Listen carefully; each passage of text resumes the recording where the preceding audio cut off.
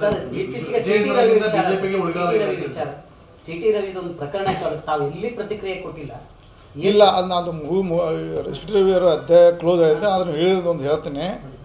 City ರವಿಯದು ಅವರು ಅಂದದ್ದು ಶಬ್ದ ಬಗ್ಗೆ ನಂದು ತಕರಾರಿದೆ, ಅದಕ್ಕೆ ನಾನು ಸಹಮತಿ ಇಲ್ಲ. ಅವ್ರ ಶಬ್ದಕ್ಕೆ ನಾ ಏನಂದಾರು ಗೊತ್ತಿಲ್ಲ. ಅವ್ರು ಹೇಳ್ತಾರೆ ಅವ್ರು ಅಂದಿಲ್ಲತ್ತಾರು ಅಂದಾರ್ದು, ಅವ್ರು ಅಂದಿದ್ರೆ ತಪ್ಪು. ಅದ್ರ ಬಗ್ಗೆ ನಾವು ಆದರೆ ಒಂದು ನೋಡ್ರಿ, ರಾಜಕಾರಣದಲ್ಲಿ ಓವರ್ ಸೈಟಿಗೆ ಭಾಳ CM ಇಬ್ರಾಹಿಂ ಇಂದಿರಾ ಗಾಂಧಿ ಏನು ಬೇಕಾಗಿ ಮಾತಾಡಿದ್ರು.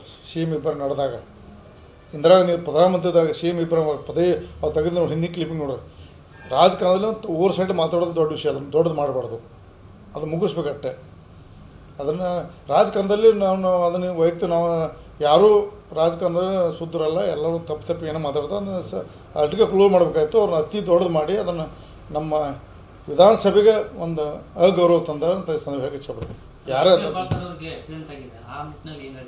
ಅದಕ್ಕೆ ನೋ ಕಾಮೆಂಟ್ಸ್, ಅದಕ್ಕೆ ನೋ ಬೇರೆ ವಿಷಯದ ಹೇಳಿ. ಸರ್ ಇತ್ತೀಚೆಗೆ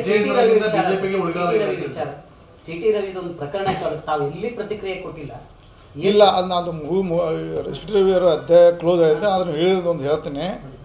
ಸಿಟಿ ರವಿಯದು ಅವರು ಅಂದದ್ದು ಶಬ್ದ ಬಗ್ಗೆ ನಂದು ತಕರಾರಿದೆ, ಅದಕ್ಕೆ ನಾನು ಸಹಮತಿ ಇಲ್ಲ.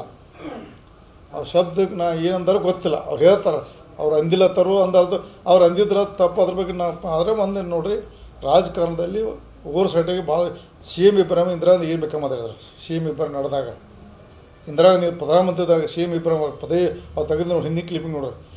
ರಾಜಕಾರಣದಲ್ಲಿ ಓವರ್ ಸೈಡ್ ಮಾತಾಡೋದು ದೊಡ್ಡ ವಿಷಯ ಅಲ್ಲ, ದೊಡ್ಡದು ಮಾಡಬಾರ್ದು, ಅದು ಮುಗಿಸ್ಬೇಕಟ್ಟೆ.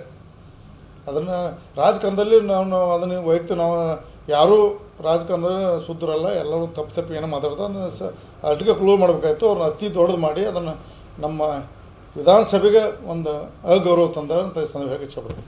ಯಾರೇ ಅದಕ್ಕೆ ನೋ ಕಾಮೆಂಟ್ಸ್, ಅದಕ್ಕೆ ನೋ ಬೇರೆ ವಿಷಯದ ಹೇಳಿ.